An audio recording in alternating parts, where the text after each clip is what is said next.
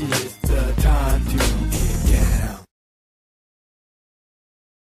So you guys must be ready to talk about some weed. Crickets. Times are a-changing, but some things stay the same. You start each morning with a cup of coffee every day. Maybe hit the snooze, turn on the local news, but nothing good comes from a one-sided point of view. Marijuana for dummies. Come for the info, stay for the reefer. Marijuana for dummies. Come for the info and stay for the reefer.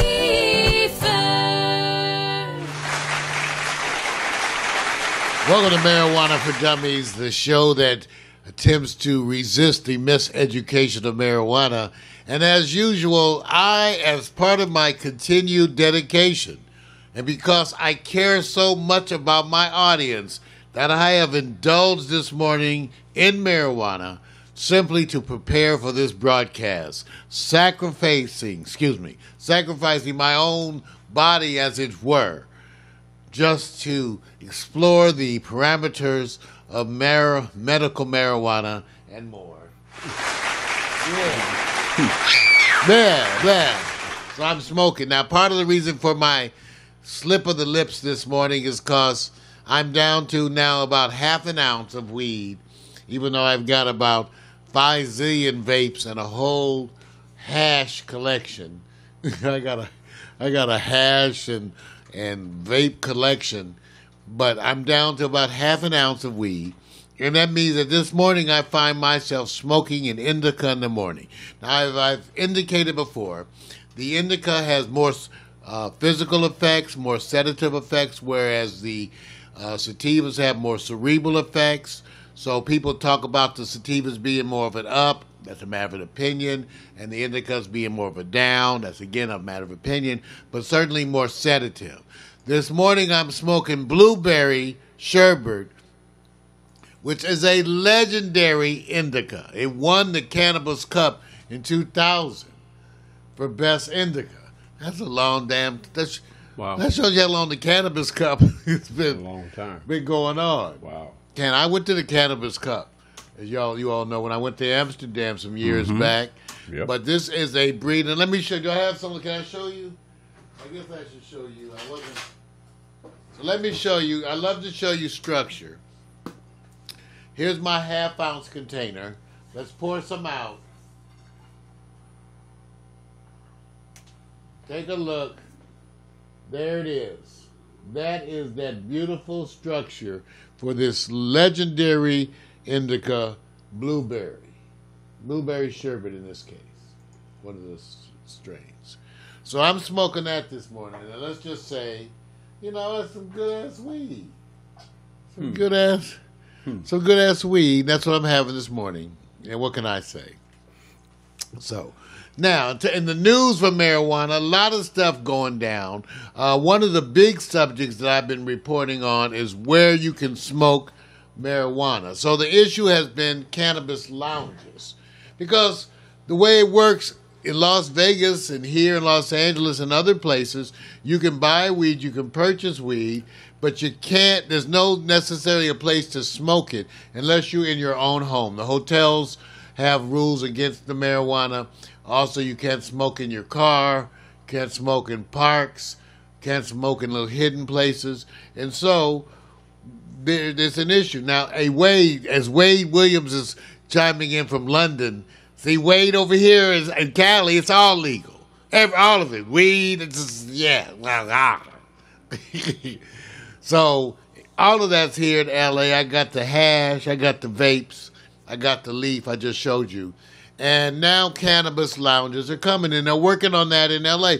You need a place to smoke weed. In Amsterdam, which I think is really the model, in Amsterdam, you can't really call yourself a coffee shop. I believe it's illegal to call yourself a coffee shop if you don't sell weed. That's what a coffee shop means. You have weed and coffee and other things.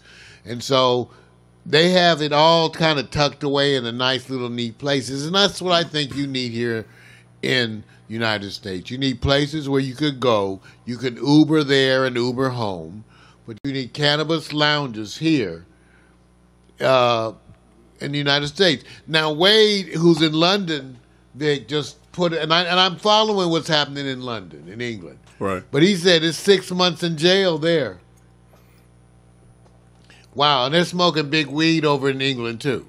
So their people are still getting these jail sentences. What's amazing, Wade, here, just so you know what's coming, Wade, here in the United States, one of the big legal issues that is going on across the country is once they legalize marijuana, how do they deal with the people who've already incarcerated who have legal issues? There are some people who are maybe journalists and other career endeavors are stepping up to take on that challenge and to make it a platform and a voice for them.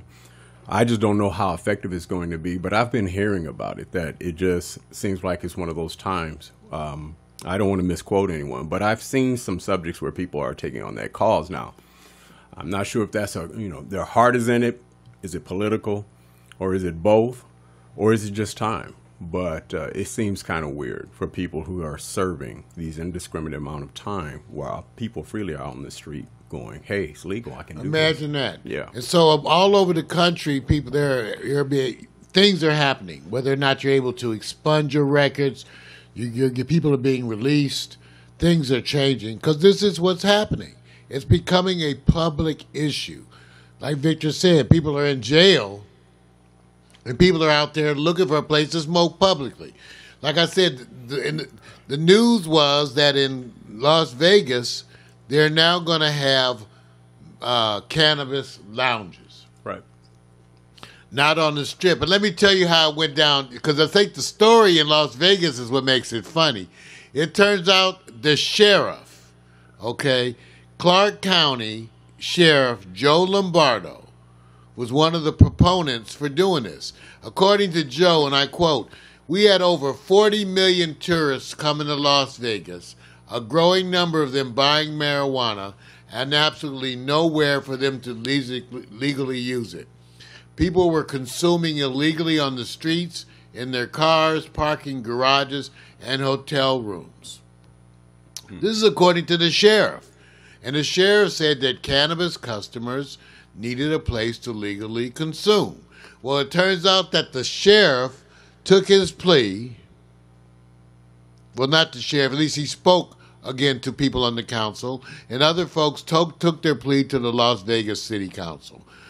And with the input from other local people exactly on what was going on, they actually, for the first time, voted this past Wednesday 4-1 to approve an ordinance allowing cannabis lounges.